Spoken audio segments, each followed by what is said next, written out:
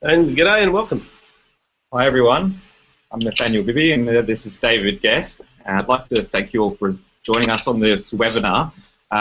We've done these in the past and talked a little bit about LinkedIn and how to use it to get more customers and lead generation and all that thing. And one of the things that I often find is when clients get the leads generated, they often have trouble pulling the conversation offline, because obviously it's not just enough to fill your inbox with qualified leads. There actually has to be a process in place to convert those leads into sales. So one of the most important parts of what we do is actually converting those leads into sales. And I've worked with David Guest, who's actually my business coach, since I started the business Bibby Consulting Group.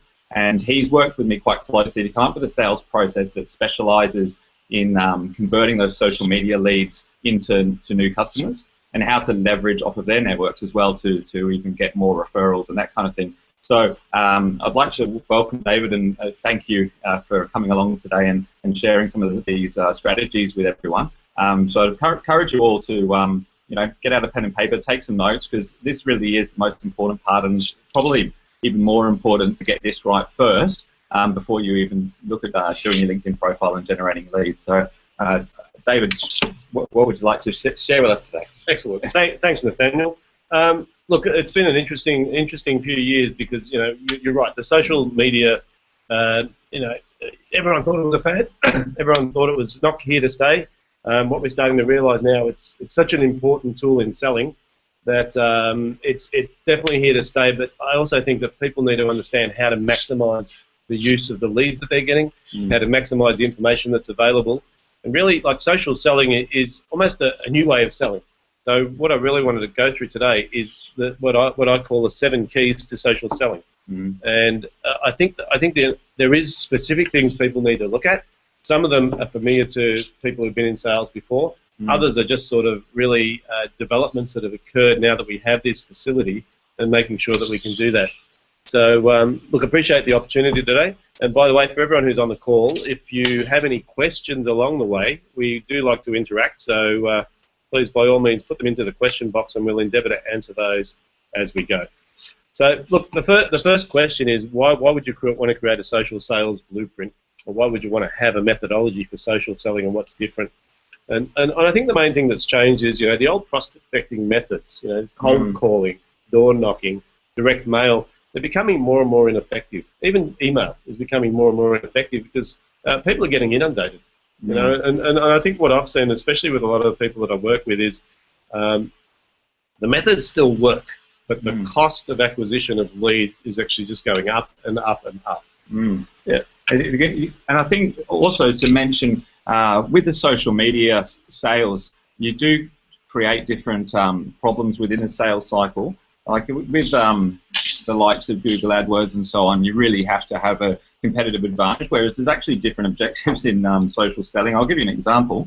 There's a client that we've been working with now for, a few years, and we've always run SEO and Google AdWords campaigns for them. They're spending about $15,000 per month to get between 40 to 60 leads. Which obviously works for them, otherwise they wouldn't do it. We started a LinkedIn campaign, and for investment of $2K just for our time, they got 163 leads within 30 days. Yep. Okay. So. And they created a new problem, because they actually did not know how to manage that many leads, and so they weren't all getting followed up, and we've had to pause the campaign for several months as a result. So to start opening the floodgates on social media without a sales process or system in place to manage them can really do yourself a disservice in the long run. Yeah, and I suppose it's almost the opposite of what I've said here, where leads are becoming more expensive. Now, I'm talking about the traditional methods. And if we look at the cost of salespeople, if we look at the cost of actually generating those leads, the old methods are really just becoming so expensive that we're sort of used to having only a few leads. Now, we use social media, and all of a sudden you can generate hundreds of leads in a day. And the poor sales guys looking at it going, how do I manage this? All of a sudden you've opened this floodgate. Now, there is a distinction. It's actually the caliber of the lead, or the qualification of that lead at that point in time. Correct. Now, one of the great things, and this is what I love about working with you, Nathaniel, is this whole LinkedIn sales process that you do is generating activity where people are starting to believe that people aren't buying anymore. Now, the truth of the matter is that social media is just an extension of traditional communication. So when we start making connections on LinkedIn, or when we start getting likes on Facebook, even though sometimes we feel they're not getting anywhere, they actually are. It's just that it's much earlier in the sales cycle. That's right. You think about the old traditional way of somebody walking into a shop to buy something. Yep. There isn't really too much to influence them other than the salesperson.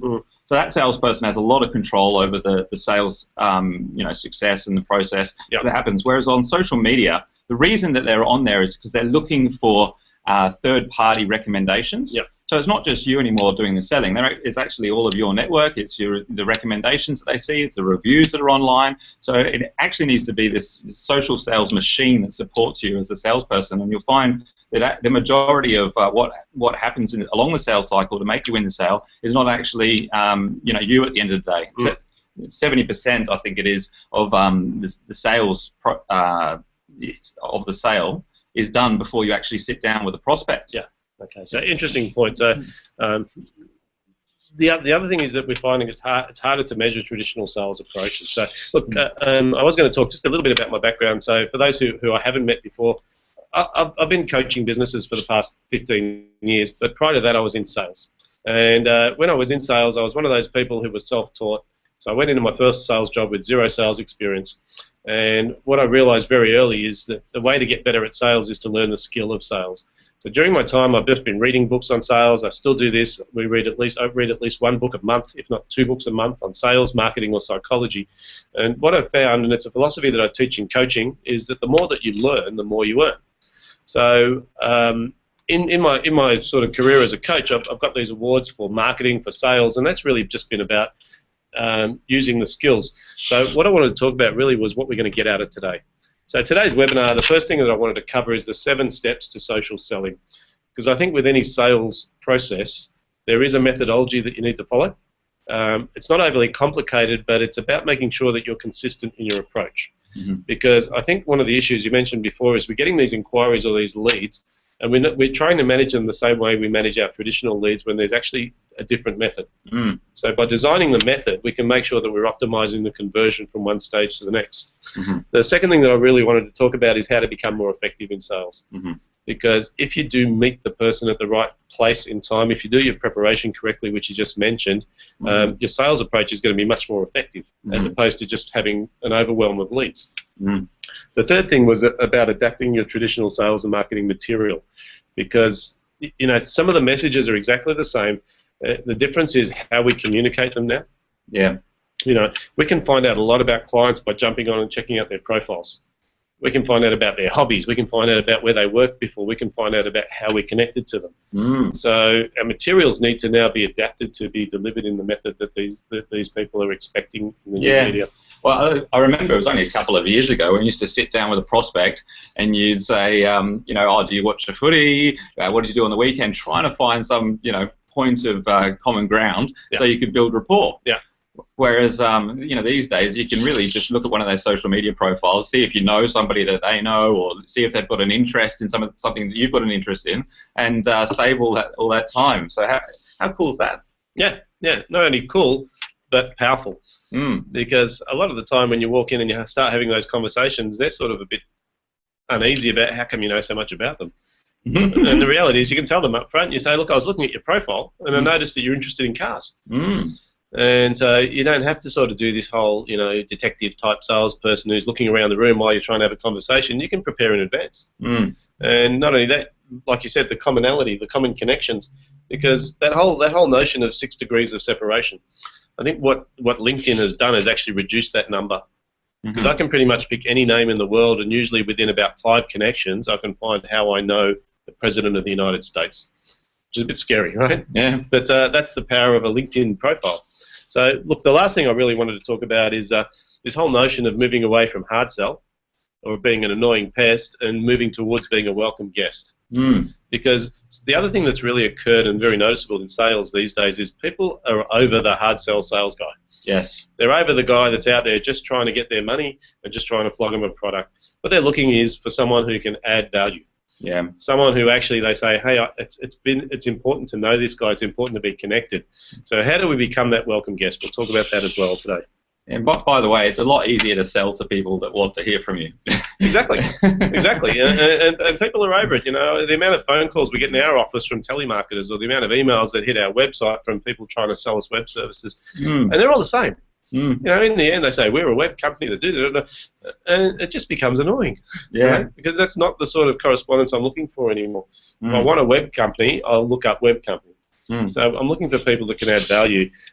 This is just a simple model of how we can compare the two styles of selling, which is the old sales method when you talked about the salesperson having control, and the new sales method, which is really where social media kicks in. So if we look at any sale, there's 3 phases to it. The first one is what's called rapport. That's about building a connection with someone and trying to identify the common ground. Now, in the old style of selling, we didn't spend a lot of time on this prior to the sale. What we would do is we would do this during the sales process. So the sales guy had to be really sharp so he could ask questions, try and find common ground, trying to work out whether you like cricket, what footy team you barrack for, all those sorts of things. In the new world of selling, we can do all this research before we get there. Exactly. I can find out all sorts of things like who you're married to, how many kids you got, where you went on your last holiday. All those sorts of things are available on the internet. Yeah. So it's like when buyers are doing their research and they've only just sort of recognised that I guess they've got a need there. Yeah. There's actually no need for them to speak to a salesperson at that stage. Yeah. They can do the research a lot quicker and more effectively, find the information that they need just by hopping on to Google or even one of the social media websites. Right. And we'll broach that topic as well, because content is one of these things that people sort of get overwhelmed by, and what we need to do there. But giving people ability to find out more about you, making sure you find out more about those people before the sales interaction does a very interesting thing. Because if you'll notice the difference between the diamond and the hourglass, the actual selling process now is a lot simpler. Because in the old days, you had to be really sharp, you had to really close well, you sort of said, if they don't buy, I'm going to lose the sale. Because it was all about the sales interaction. It was all about that sales meeting. Okay. These days, the sales meeting is like the middle of the hourglass. It's really just a transition, right, from building rapport, identifying needs, and really now it's just a face-to-face conversation. Almost no selling has to be done, because we know what we're looking for. We know the background. So by the time we get to the meeting, we're already halfway there. Okay. The last thing in the sales process is this follow-up. Now, in the old days, we never followed up, because if they didn't buy on the day, they were gone. Right. These days, we know that most people don't like being sold to. They like to buy. And so if they don't like being sold to, how do we make sure that even if we have a copy with them or a connection with them or communication with them, how do we make sure that we keep the sale moving? This is the follow-up component. Now, follow-up can be done by telephone, can be done by email, can be done by social media, so many ways, but we need to make sure we systemize that as well. Yep. So I wanted to talk about the old style of marketing, because old school advertising I think is dead. And I think cold calling, telephone, all these sorts of things, look, they are still usable, but in the traditional method of advertising, they're becoming more and more obscure or more ineffective. And if we think about old marketing, it was the 4 Ps of marketing, wasn't it? It was about having the right product at the right price, in the right place, and then promoting like crazy. Now, anyone who did marketing at school would have learnt that. Yeah. What's changed with social media? Well, what's happened is we've moved into this world of new marketing. The new marketing is people's expectation is that they can do their research on you, they can find out information, they can interact with you prior to buying, and they're going to make their decision after that interaction. Excuse me. So instead of the 4 Ps, what we're talking about now is the 4 Cs. The first one being content. Now, I think content is so critical, but most people don't invest the time in building this. Yeah. You kind of need to be a bit of an industry leader here, and the difficult way to be an industry leader is to just come up with your own stuff. But there's so much content online, especially now with LinkedIn Publisher access, that you really don't need to come up with your own stuff, because you think of yourself like a filter for your network. And if you think that your network is going to be interested in the content that you found online, then just share it with them. And that's going to be a lot easier than coming up with your own stuff. And they'll be interested in it, because you know what your clients are and what they're interested in. So they'll appreciate it in the long run, and you'll position yourself as the industry authority. Yeah, exactly. And you know, when you talked about, you know, you don't need to create your own content. You just need to be the curator. So I think content is important. Where it comes from is really, you can source other people's content. But the key thing that a salesperson can do, and especially with social media, is provide the right content at the right time. Right. And this is about context. Okay. Now think about what context means. Context means that I'm giving the person the information they need right now, as opposed to inundating them with stuff about me. Yeah. Okay. So when we talk about social media marketing and we talk about social media selling, we're really meeting people much earlier in the sales cycle. We're making connections with people. We're introducing ourselves. We're saying we've looked over your profile and we think there's some value in having a conversation. And what we're really fishing for is, how can we engage this person? So yes. So I guess what you're saying is it's really about relevance. Yes. If you could ensure that you'd be in front of people, you know, at the exact moment they needed to solve the precise problem that your product addressed, you'd close deals 100% of the time, I would have thought. Yeah, exactly. Now the beauty of this is that once we do connect with someone on social media, our selling opportunities, there's multiple selling opportunities that occur. But really, I suppose their expectation is, don't come in and tell me about every product and service that you offer. If you can find out about me online, then you should be able to predict what I'm looking for, and you should be able to come up with some sort of content that is relevant to my needs right now. Now, this is about becoming the welcome guest as opposed to the annoying pest. Because I'm not barraging you with this shotgun approach of trying to sell you everything I have. I'm actually trying to find out how I can help you.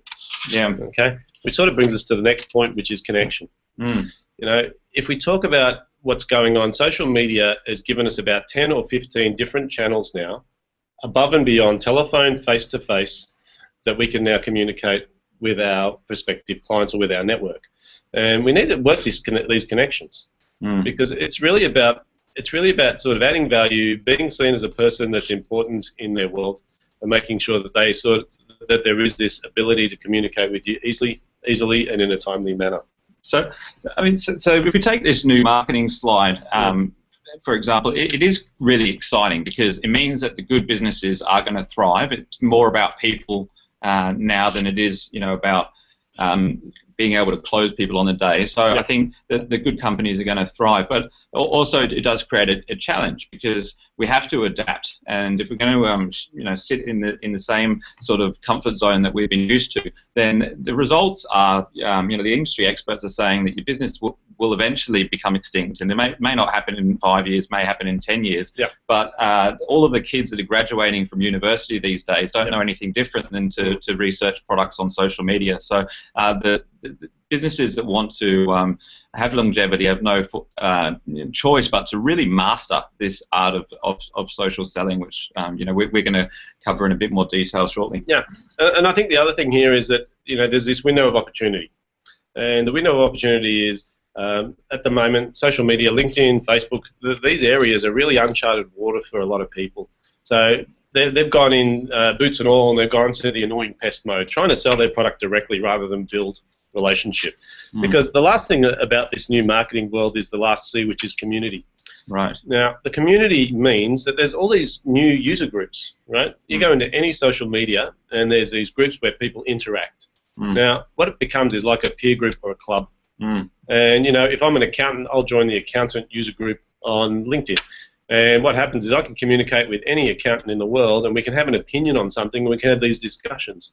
So these communities become a very strong forum for someone who knows how to add value to actually build credibility. Now, the beauty of all this is that you're building these relationships prior to any sale occurring. You're just starting to get known in that marketplace. You're starting to be seen as a person that contributes. And we're not talking a lot of effort here. We're talking about just consistently jumping onto these forums, finding interesting conversations, and putting in some value. Yeah, and all this stuff in the old days used to take a lot of time and effort. I mean, as a child growing up, I remember my dad was always very, you know, successful at sales, but he spent a huge amount of time on aeroplanes and going to networking events and coming home late at night. And, you know, nowadays you can achieve all of that through an effective social strategy and actually have closer relationships with your clients, because at the end of the day, all of these four things here are about people connecting with people, as opposed to the traditional traditional method of you know, businesses connecting with consumers. Yeah. Now you sort of hit the nail on the head there, because really we used to do this anyway. But the way we used to do it is fly around the country, go to networking events, hold our own networking events, and it was quite stressful and strenuous to meet a lot of people. So now we can jump on the computer and we can communicate with thousands upon thousands of people at any point in time. The thing that makes it different is, if we go back to the 4 Ps, one of them was place. Right? We were limited in how we could market our product because people had to come into our store. We were limited to how many people we could connect with because it was the number of people at a networking event versus the time.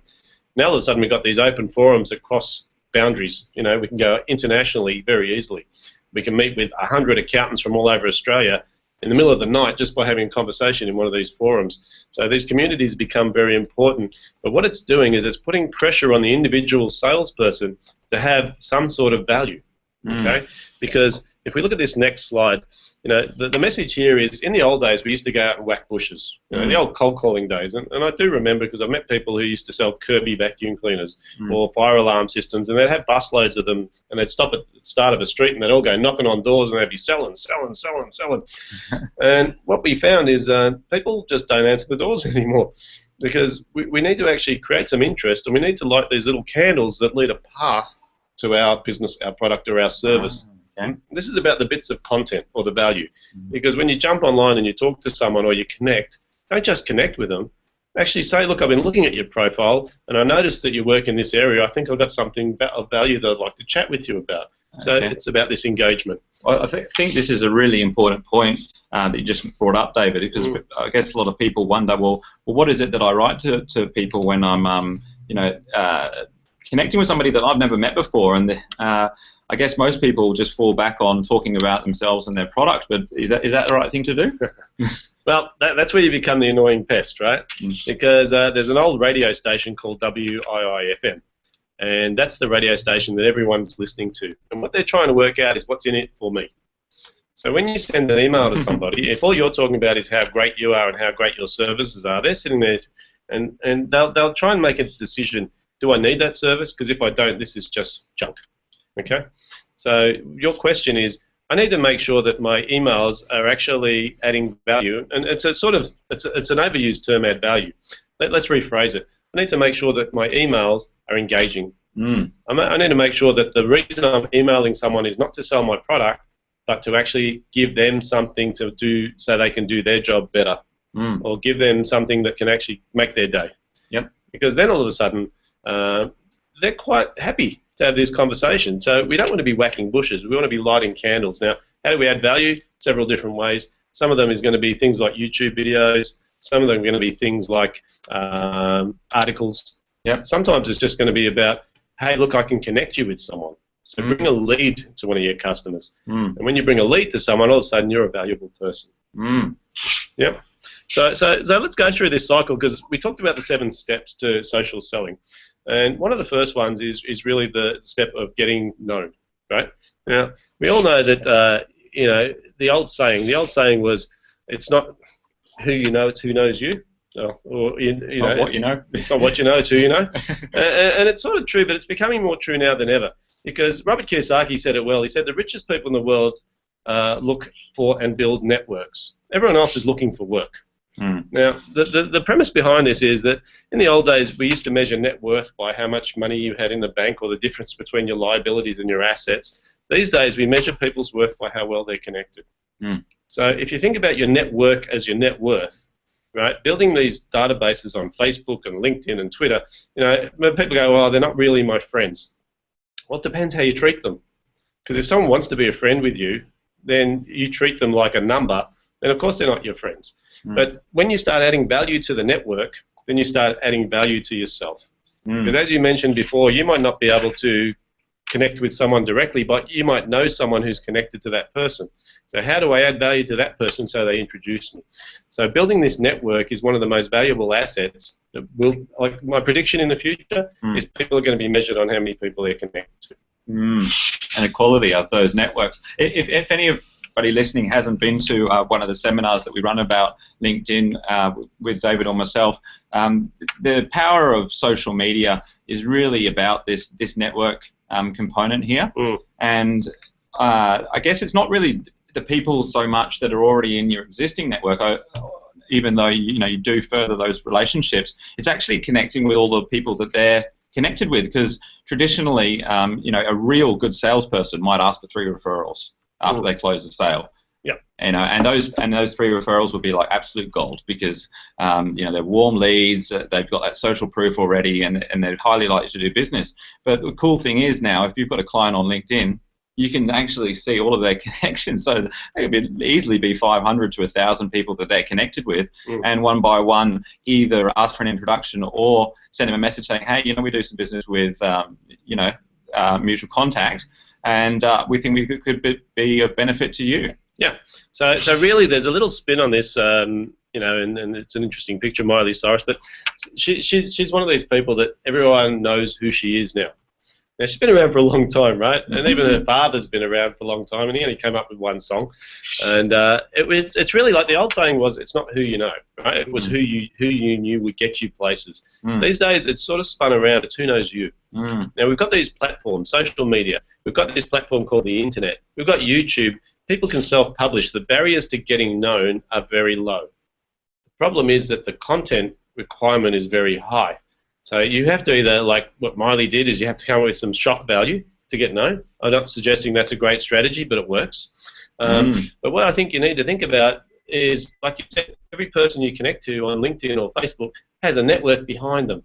You can see those people, but to get in contact with those people, you need to have some value. You need to have a reason to connect with them. And so really, it's not about who you know anymore. It's about who knows you. And who knows you is going to be determined by what sort of message you're conveying out there as well. Yeah, it's just so important. And once you add value, when you have the capability to add value, you'll find that when you do approach these people, you just have so much more confidence and certainty, because you know what you can do for them or their business with your product. Yeah, and so like you mentioned before, connecting with people is fairly straightforward. Getting them to want to interact with you is a whole different story. So if we go from no to like, how do I get someone to like me? And it's a really interesting question. How do I get someone to like me? Well, I give them stuff. At school, you remember when you were a kid, if you wanted to make friends, you took a bag of lollies and you sort of gave them out. And if you gave them out, people would say, I'll be your friend if you give me a lolly. Now, I'm not suggesting we do that, right? Because that could be a bit awkward. But what I'm suggesting is getting to know someone online or getting connected is one step. Getting them to actually see value in the relationship is important. Now, I picked this up from a fellow by the name of Chet Holmes, and it's called the stadium pitch. And the way he describes this is, he says, imagine if we could get a stadium full of your ideal prospects, which meant anyone who fits into your target market. And the rules for these people attending this stadium is they all have to go, but they don't have to stay. So you're standing at the front of the stadium and you have to start with some sort of statement about who you are and what you do. Now, imagine you're a car salesperson and you got up and you said, I'm the best car salesperson in town. What would happen is a certain number of people, about 3%, would say, well, I'm actually in the market for a car. Right. The rest of the people in the room are going, well, I don't want a car today. Now, when we're buying our product or service today, but anyone who's been in sales for a while knows it's a numbers game. And if I make 100 calls, chances are 3 of those people will go, actually, I'm glad you called because we're in the market for a X. Right? The problem is the other 97%. So how do we engage those people? So the next 7% are people who are willing to talk to you, but they're not in buying mode. Right. So we talk about buyer intent. Okay. So if we're out there peddling our products, this 10% are the people that will engage and allow us to either do a presentation or write a proposal. Still leaves 90% of the people in the stadium that are just disinterested.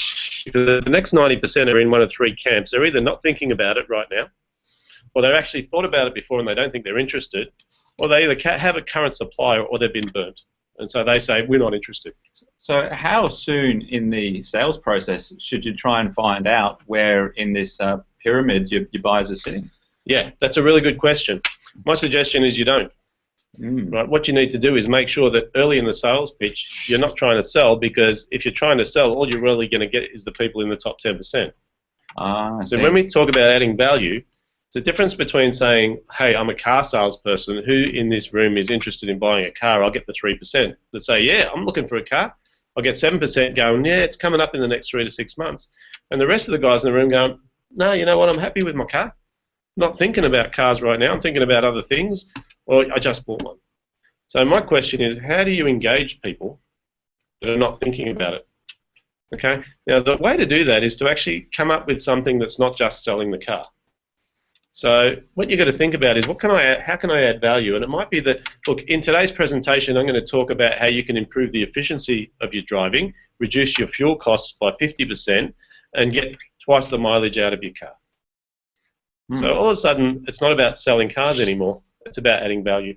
Yes. And so the only people that will stay is people that actually have a car or are interested in reducing that. Now I could give them some tips on driving, it could be whatever it is, but what I've done is those people that weren't thinking about buying a car might still be interested in engagement. Does that sort of make sense? Yeah. So what we're really doing is our approach. So when we go and meet someone, let's not try and sell them product right up off the bat.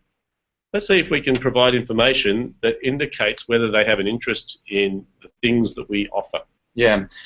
The interesting thing is, I don't know if anyone on the call's experienced this, but have you ever been to a seminar and you really liked the product that somebody was selling, but you just thought it wasn't the right time for you, and then you left and you forgot about it or whatever happened, and you know, when you did have a need, you know, they weren't necessarily there to take the order, and you hopped onto Google and bought off someone else. And that's really the difference, I guess, that you're talking about, I think, David. And it's being able to stay front of mind with people so that when they do pop into the green zone, you're there. That's right. So really this is about building a relationship. Right? It's about saying, I'm a guy that you need to know, I'm a welcome guest, I've got information, or I've got some sort of facility, or I've got some things that I can help you with even though you're not in the market today. Right? Because if we do that, we build that like level. Okay? And as we deliver this tidbits, and it could be free seminars, it could be, hey, I found a great article online and I thought I'd send it to you. It could be adding value to a forum. As we get these people to now say, hey, Nathaniel's a good guy, he keeps sending me interesting stuff, this trust component starts to build as well. So, you know, we're making contact with people earlier in the sales cycle by using social media. We know that we need to build relationships over time, and we know we have a purpose, which is to sell a product. So we need to have these methodologies, and we're going to talk about sales process towards the end. And I've also got a great sort of ebook that I'm going to offer people as we get towards the end of the call, because it's a method. Okay. So once we've got this like component and this, now we've got to work on trust. Now, what is trust all about? Well, it's pretty simple, right? Trust means that you have now earned the right for me to open my wallet and to actually give you some money. Now, how do we do that? Well, this now comes down to things like social proof. It comes down to credibility. Now, a lot of this will come through social media. Because I know one of the big things that you do, Nathaniel, is you say, look, before you go out and start connecting with people on social media, get your profile right. Because before someone says yes to your connection, the first thing they're going to do is check you out. And if they look at your profile and they go, oh, this guy's a bit dodgy, they're going to reject your request. Okay? So you've got to get that credibility up, and that's things like not just put your resume on LinkedIn, make sure that you've got some sort of case studies of people that you've worked with, social proof, testimonials, right? Some information that people go, oh, this guy sounds like he knows what he's talking about. So that credibility factor. Yeah, it's a bit like, I mean, your LinkedIn profile, if it's all written by you and it says, you know, it portrays all your benefits and your unique selling propositions, that's great. But it's a bit like, you know, packing a seminar room full of people and you're getting up and telling everyone how good you are. What would be cool is if you could pack a seminar room full of people and get 10 of your customers to stand up and say how good you are. Exactly. And that's the power of social proof and getting recommendations and testimonials and all that sort of stuff. You know, is all good in theory, but you actually have to know the systems and processes to actually obtain them and understand the technology to be able to display them in the right way. Yep. And look, I'll add to this. Social proof these days, you know, video is just going through the roof right now. And the reason, you know, if you think about it, the old saying was a picture's worth 1,000 words. So having a photo, and you know, this is the other thing, make sure your photo represents who you are trying to portray. You know, often I see people's profile, and what they do is they take a photo with their webcam, and it's blurred or it's sort of fisheyed, and it's just like, it's not the representation, because a picture's worth 1,000 words. People will look at your photo on your profile, they'll make an assessment of you. And it could be good, it could be bad, but why leave it to chance? Now, if a picture's worth 1,000 words, then a video's worth 1,000,000. Yes. Okay? And especially video testimonial. We're talking about clients who are satisfied. Grab your iPhone, take 2 minutes of video, put it on your YouTube. It puts you out there. It's content, and it gives people this trust because they're going, oh, he's worked with this guy, he's done this, he's done that, and we've got some sort of social proof. Yeah, and it's so important to do the steps that you've already mentioned. You have to know your customer to develop trust with them, or to get them to like you, don't you? Because you have to, I guess, stand out from the crowd. I often say your LinkedIn profile, as an example, is no different than your Facebook profile. It's like a mini website. And those that succeed always are the people that know what their personal brand is and it connects with their customers. We're creating a LinkedIn course for online at the moment, and I interviewed a few of what they call the power profiles on LinkedIn, which are literally the people who get the most visits out of everyone. And then the number one factor that they mentioned was the most important reason as to why they get lots of visits was their photograph. There you go. Isn't that amazing? It is, and this is why it's such a simple thing. But I think it's all about building trust, and we talked about the top of the hourglass. This is all about rapport, right? You've got these opportunities to build rapport with people using all of these media, and this is before you even actually show up. So if you don't optimize these, what you're doing is you're having to work harder. Because going out to meet someone for the first time, they haven't seen a picture of you, they haven't seen any video. You now have to transition from meeting to trust. Why not do it online? Why not have it all there so people can do their own research? People are getting smarter and recognizing they can do a lot of work in the background before you rock up and say, let's check this guy out. So give them stuff to check out.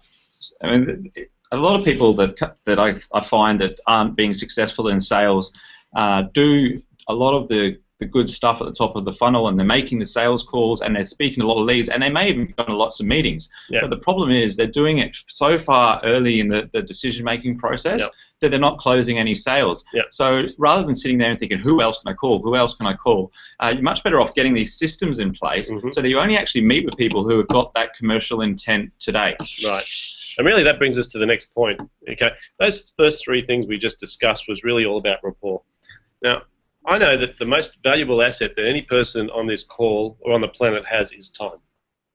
Time is our most valuable asset. We can't replace it once it's gone forever. So going out to sales calls that are unqualified, going out to see people when they're not ready to buy is very inefficient. So if we can use social media to get people to like us, to know us, to trust us, and build relationships, we should only be actually interacting with people if there's a specific purpose behind what we're doing, which is to qualify and determine whether they're going to buy from us. And now, the key to qualification is really simple. It's the problem solver's secret weapon, and it's questions.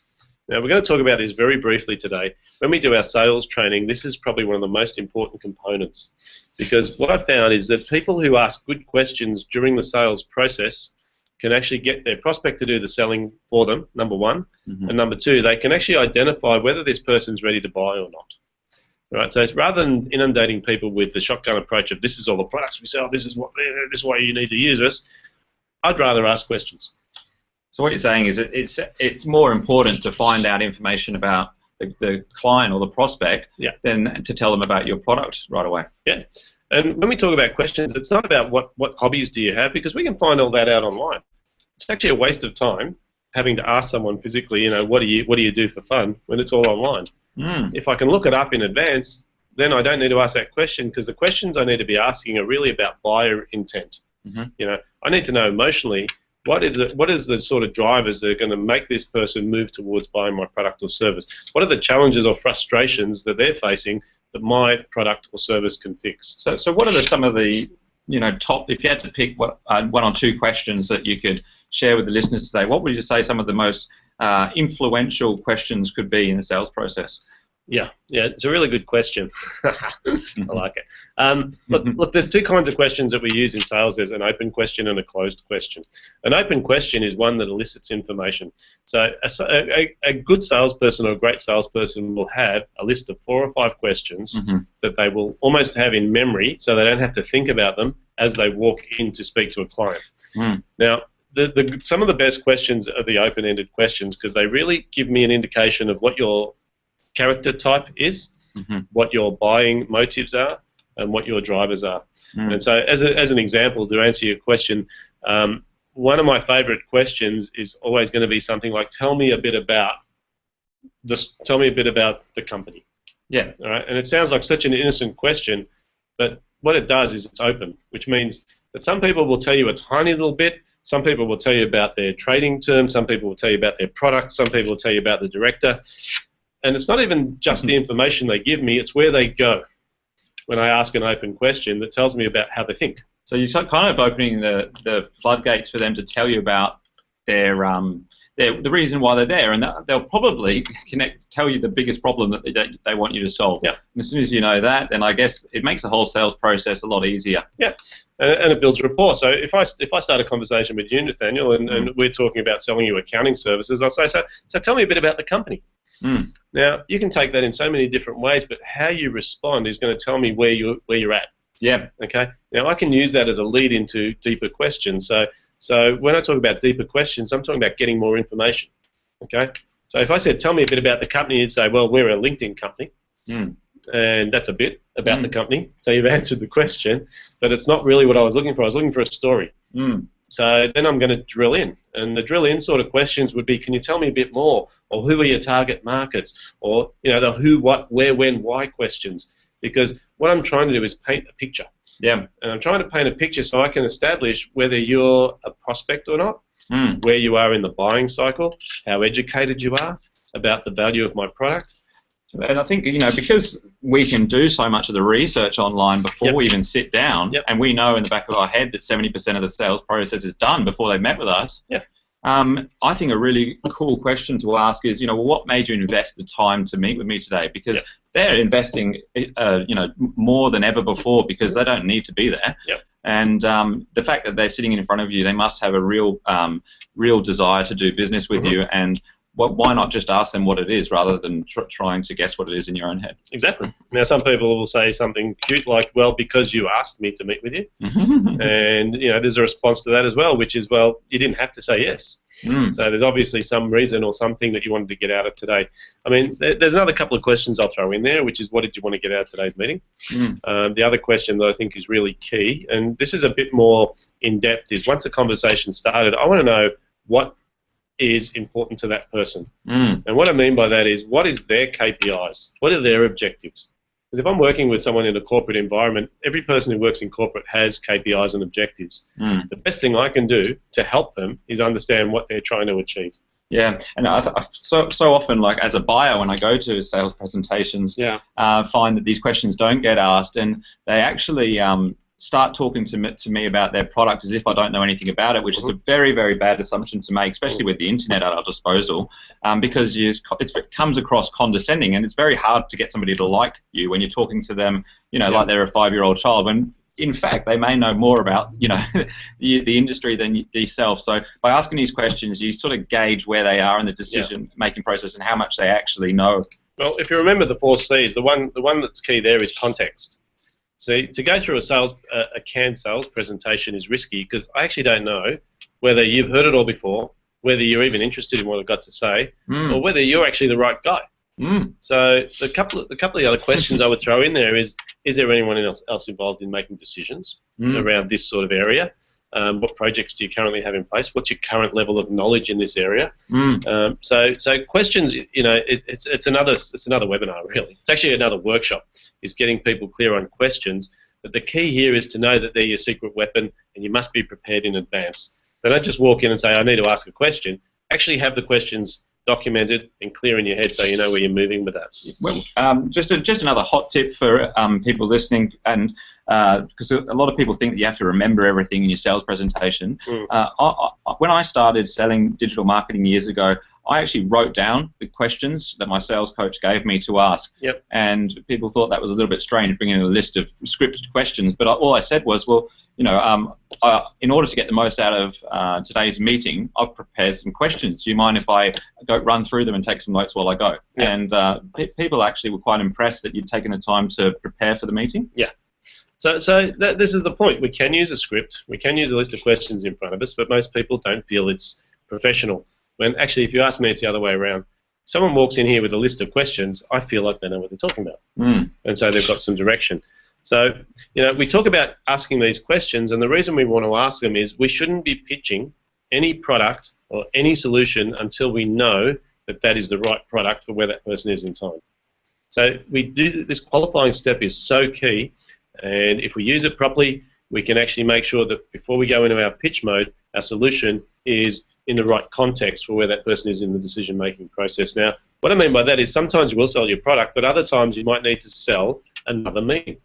So we need to connect with the board of directors, or we might need to do a presentation, or we might need to talk to another person. So putting solutions up front is dangerous. Qualifying first, then asking, then going forward with your solution is the right order. And the solution is about knocking down their problem. Right? If we know what their problems are, and we can only find out what their problems are by asking questions, we cannot assume, then we can make sure that our solution fits. Once we do that, there is another step that's really key here, and this is a level of urgency. Now, if we don't give people a reason to make a decision on something now, chances are they go, that's great, Nathaniel, let me think about it and I'll get back to you. And anyone who's been in sales for a while will cringe when they hear that. I'm going to think about it. Because we know what it actually means. It means I'm not going to think about it at all. It just means that you haven't convinced me that I need to make a decision, or you haven't given me the right solution today. Yeah, well, I can't tell you how many times I've walked away from meetings. It went really well. There's no doubt in my mind that they're going to buy, and they never do. So the key with urgency is don't go flogging your product every single time. Realize that you've got this follow-up process that is going to happen after this engagement, but make sure that it's structured. So the urgency might be, what I'm going to do is I need you to identify those 3 items that I asked you to, so that I can come back to you with a more detailed proposal. I need you to arrange a time so I can meet with you and your partner so that we can discuss this. So the urgency is only going to work if the solution is correct. Yeah. Okay? And then we move to this final stage, which is that dreaded word in sales, close. Yeah. Now, closing should not be complex. It shouldn't be pressure. It should be simple. Closing is almost non-existent if you've done all the other steps correctly. Yep. Because if I've given you the right solution to your problem with the right sense of urgency on it and made sure that you understand the value, then you're going to close me. You're going to tell me I need to do this. You're going to tell me when can we start. So the closing component of sales, which used to be such a big part in the old diamond approach, yes, is really now just a result of doing everything else correctly. So there's a lot of stuff here, David, and I would imagine that you've thought about what bits you can automate and which bits have to be done by the actual salesperson. Yes. And I know from my personal experiences, systems and processes for each part of these. Correct. Which are the main ones which the salesperson can, I guess, automate a lot of it and not have to spend their time working on? Okay, good question, and it probably leads into the next thing that I really wanted to cover, which is this whole notion of creating the social sales blueprint. Okay, there's 2 components. One is having a process. Okay, so we've just shown you the steps. What each person needs to do who's on this call is to start mapping out a flowchart. And the flowchart has to incorporate every single action or step that needs to occur in a sequence. Now, once we've done that, that becomes our map. Okay, some of those things will be online. Some of those things, one of those steps in the process, for example, would be to do a review of that person's LinkedIn profile to identify areas of commonality prior to the sales meeting. Okay, so then we've got this thing called artifacts. Now, people think artifacts are old relics like this picture, but what I'm talking about is a process is a sequence of events that occur. Artifacts are tools. Okay, they're the things that you'll use during the sales process. Now, you mentioned having a list of questions with you when you walked into a sale. Now, that's an artifact to me, which is a list of questions. Having a standard email that you use is an artifact. Having a testimonial or a video that you actually send to clients is an artifact. It fits somewhere within that process. So just to sort of answer that, I think one of the keys is that, when we're in sales, we need to have a purpose, right? And when we focus on the prospect and not our product, which has sort of been the big theme today, we're always going to come out in front. So we need to make sure that we've got this focus on the other person and not ourselves, and then we can create this process fairly easily. Now, I've got an example of a process, and this will probably answer your question. If we have a look at this, this is a very simple flowchart. Okay, and what it's got on it, there's 9 different touch points in here. I'll just explain it very briefly. Let's imagine that you've done some social media marketing, and you might have gone out onto LinkedIn, and you might have identified a target market, done a search, and you started creating connections. Now, out of those connections, then you're going to go and say, maybe do some research on someone's profile and say, look, I've noticed some commonalities here, and I think it'd be great to have a quick chat on the phone. Now, when we get someone who responds to those sorts of messages, that's where our sales process begins. So to me, marketing stops and sales starts when someone actually shows a little bit of interest. Now, a little bit of interest is a buying signal to me. It doesn't mean they're going to buy our product today. It just means they're engaged. So we look at step one, incoming inquiry. Now, once that inquiry comes in, we've got to start moving into our qualification. Now, I like qualifying early with just some basic questions over the phone to make sure that the person I'm communicating with is actually worthy of my time. Now, it sounds pretty odd to say that, but I'm just saying that I'm not going to go visit someone who's never going to buy from me, who's not connected to people who are going to buy from me, because time's my most valuable asset. So yes, what you're saying is you won't actually go to meet with them unless they tick the boxes and they're in your target market and they've actually got the ability to buy from you. Yeah, either that or they're connected to my target market, so they might have the ability to refer me, or they might be someone who knows someone that I'm trying to get in contact with. So qualification can be pretty broad, but I will not just make an appointment with someone without actually having a quick conversation with them on the phone, asking a couple of questions to make sure they're the right person and this is a relevant meeting. Because you've had this probably the same. Someone calls you out of the blue and says, I'm in your area, I want to catch up for a coffee. And you're a bit vague and you sort of say yes because they caught you off guard, they show up, they start pitching their product to you and you've got no idea why they're pitching it to you. And the problem is that they didn't qualify and you said yes too early. So I prefer to be the welcome guest, not the annoying pest. And I do this by having a simple qualifying script. The welcome guest. I like that, David Guest. Yeah. Yes, that was planned, wasn't it? The whole notion here is if you keep thinking you want to be welcome every single time you make a connection or communication with someone, the way to do that is to be respectful of their time as well. Okay, and so qualifying before I book an appointment is making sure that there's value for that person in the appointment. Then I'll book the appointment. And then what I'll do is what's called a 24-hour call. Now, this is a touch point, and the reason I'm going the wrong way. Then I'll send some info. Now, that's either going to be a bio, or it might be some testimonial, or it might be some information about the meeting. Yes. Okay? Now, I'll contact them and confirm that the info is received by telephone.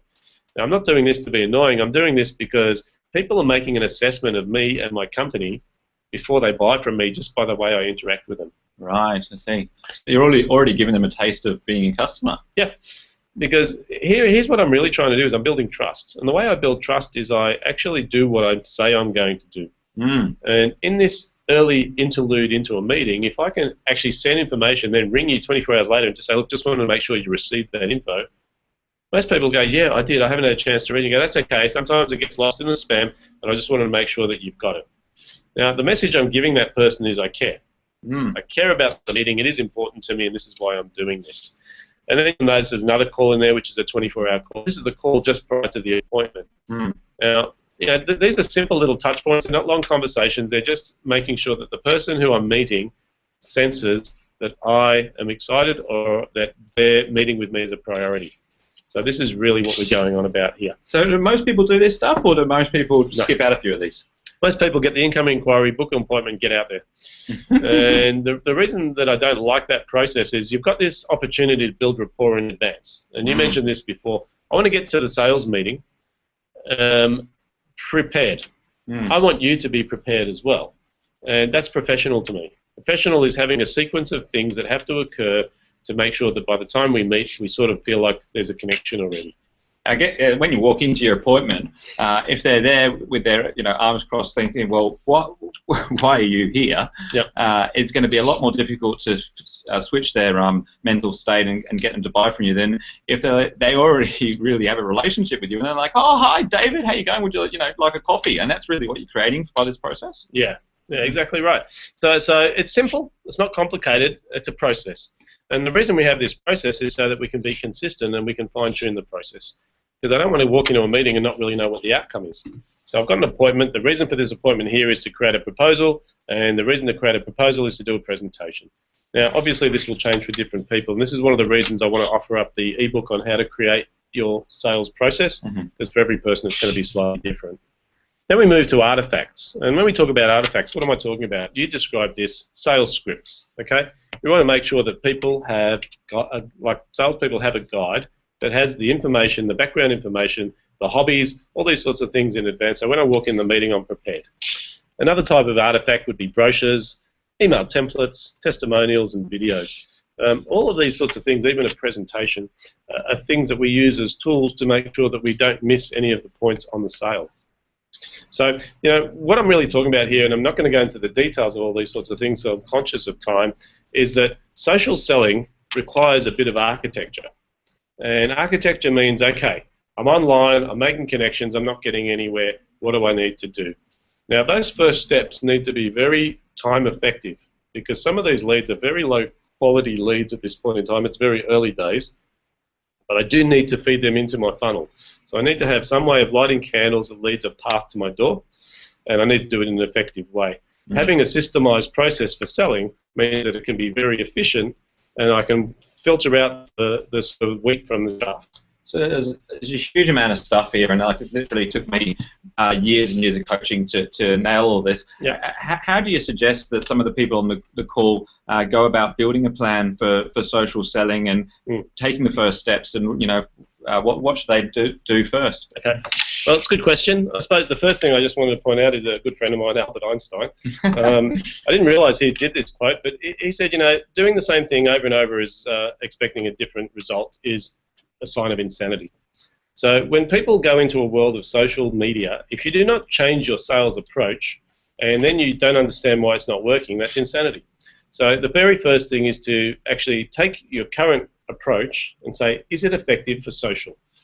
Because what we've identified today is there's a whole heap of steps that occur prior to the meeting that we couldn't have possibly had occur in the old day.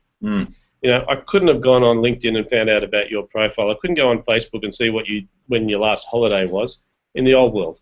I'd have to wait till I got there and have that conversation. So I think the sales process actually needs a couple of touch points that are preparation for you doing your due diligence and research online. Mm-hmm. A couple of those steps also need to incorporate providing bits of information and adding value and having just interactions that occur. Because there's an old saying in sales which is, it takes 7 touch points for someone to know, like, and trust you. Now, we can manufacture those within a sequence, so that by the time we get to see someone, they've seen a photo of us at least. So at least we're not a foreign person, we don't know who they are. They can see some video, they can have actually some testimonial from some of our customers. So this preparation in advance is key. Now, depending on which channel you're using, okay, because if we're using Facebook, it's a lot more of a party-type environment. In the white-collar world, it's LinkedIn all the way. And I think LinkedIn at the moment is the most untapped sales marketing tool on the planet. I agree. Well, the reason I enjoy the conversations with you is when LinkedIn first came out, it was put your resume online so you can get a job. Yeah. And it's actually still geared that way, isn't it? But in reality, as a sales... If that's what you're looking for, yeah. But as a sales tool, it's allowing me to build networks that are ridiculously big. I can see all the connections that these people have. I can find out about their interests and their hobbies, and I can actually do a lot of prep work before I go and start selling. Yeah. So I think one of the keys here is to really sort of go out and start developing a process. Now, one of my favourite business philosophers, James Rowan, he said this many, many years ago, and it stuck with me forever, which is, never wish life were easier, wish you were better. Because all I ever hear from salespeople, oh, it's hard out there, there's so much competition, people don't want to talk to me anymore.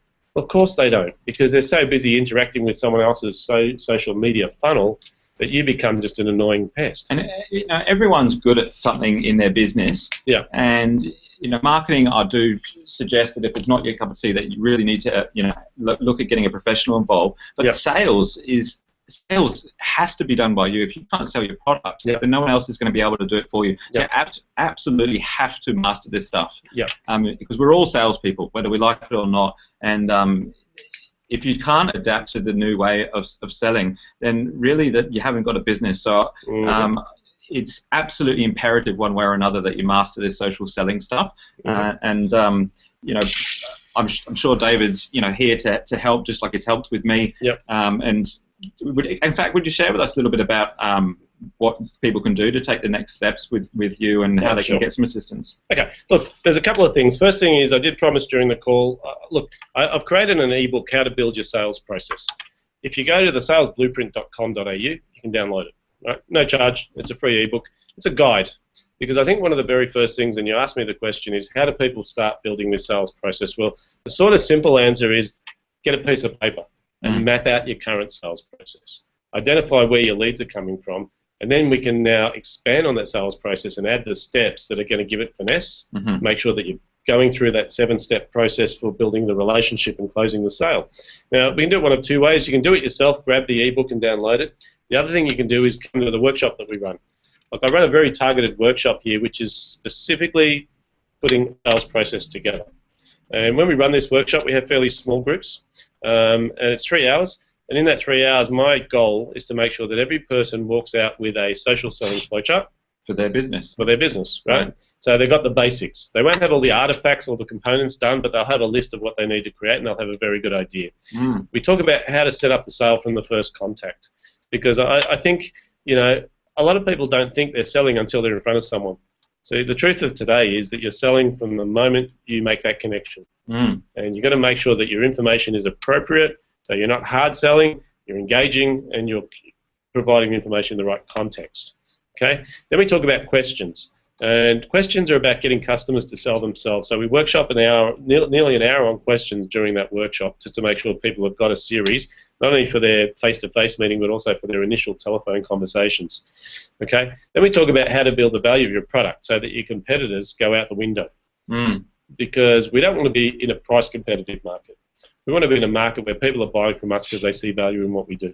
Yeah, I think it's really excellent what you've done here, because it's not just telling people what they need to do. It's actually going one step further and doing the practicalities of building that blueprint. And I can tell you right now from experience that you'll know when you're good at, when you've got this social selling down packed, because you'll literally start turning away people just because they don't fit your ideal type of customer, because you'll have that many inbound leads who want to do business with you because you're the industry expert, that you can kind of pick and choose which ones you deal with. So unless you're actually doing that and turning away customers because they're not your ideal profile, then you really need to come along to this social selling blueprint. And for the investment of $297, it's really just a fraction of the money that it could generate for your business. Tens, hundreds, if not millions of dollars in revenue. Yeah, and look, the other thing I do is it's $297 for the workshop. You know what? If you get to the end of the workshop, you don't think it was worth the money, I'll refund you. Wow. So no risk. No risk, right? Because I know I've been doing this for nearly 15 years, and this social media, this gets me excited, right? Because I just see it as such a valuable sales tool that people aren't utilizing, and I'm thinking, well, why aren't you utilizing it? And usually the answer is I don't know how. I don't get it. So I want to make sure that you get the most value out of this workshop, that you walk away with something that's actually going to revolutionize the way you sell. Because we're moving into a world where the people who know how to sell socially are going to flourish, and the people who don't change are going to be like dinosaurs. Okay. Well, there you have it. I mean, I encourage everyone to jump onto this. It's, like David said, 100% guaranteed. So I don't know where you find a better deal than that. salesblueprint.com.au. On behalf of everyone attending today, I'd really like to thank David for giving us his time today. I know his time is very valuable, so I do really appreciate him taking the time to invest with all of us.